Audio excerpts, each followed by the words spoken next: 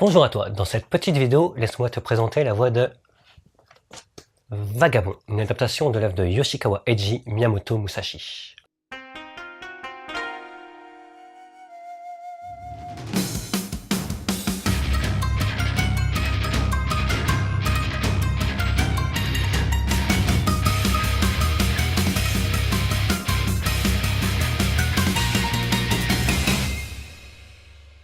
Alors, on se trouve sur le champ de bataille de Sekigahara, une bataille majeure du Japon qui s'est déroulée en octobre 1600. Oniden Matahashi et Shinmen Takezo, deux amis d'enfance âgés de 17 ans, originaires du village de Miyamoto Musashi, se réveillent après avoir fui la bataille. Ils sont reconnus par une mère et sa fille, Oko et Akemi.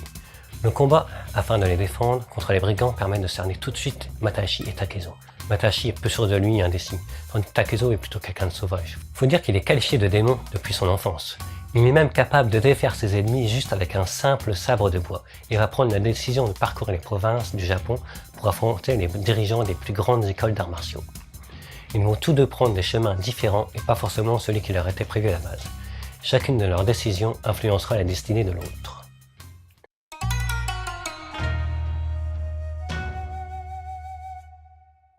Côté réalisation, ça en jette, et c'est Inoue Takehiko qui est au crayon. La couverture et les premières pages en couleur sont juste magnifiques. Inoue utilise à la fois la peinture à l'huile et l'aquarelle. Et pour le reste, eh bien c'est pareil. Rien qu'à voir le dessin des personnages, on peut carrément réussir à deviner leur caractère. Par exemple, on voit bien l'indécision de Matahashi grâce au trait d'Inoue. Et pour Takezo, c'est tout autre chose. Dès qu'il entre en scène, le dessin prend une densité, on sent que c'est un mec qui en l'impose. Niveau détail, on est servi, que ce soit au niveau des différents protagonistes ou des arrière-plans. Même si l'on a quelques scènes sans arrière-plan, ce n'est que pour mettre en avant une certaine importance des persos en place. L'ennemi reste plutôt rectiligne, très peu de diagonales et pas de superposition, mais reste assez fluide.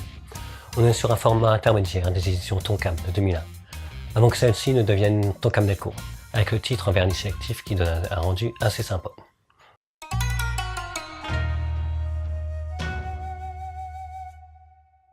Inoue s'est fait connaître en gagnant le prix Tezuka en tant que jeune mangaka le plus prometteur en 1988. Rien que ça. Il débute avec Slam Dunk, son premier et plus grand succès.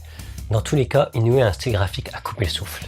Le scénario est assez proche du roman de Yoshikawa, dont il est l'adaptation, La pierre et le sabre. Donc l'histoire est assez bien rythmée. On est sur un seinen assez violent avec pas mal de sang. On est tout de suite plongé dans l'action. Takezo et Matahashi se complètent assez bien. Ce que j'ai apprécié aussi, c'est que même si Takezo était l'archétype de la tête brûlée, la traduction est assez propre et sans grossièreté.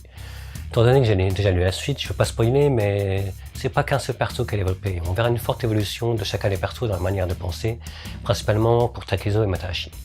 Pour conclure, vu que j'ai lu le roman en parallèle et pour un premier tome, je trouverai pas mal de similitudes. Un dessin qui achète à un tout point de vue. On est tout de suite pris dans l'histoire avec en plus quelques passages qui donnent réflexion.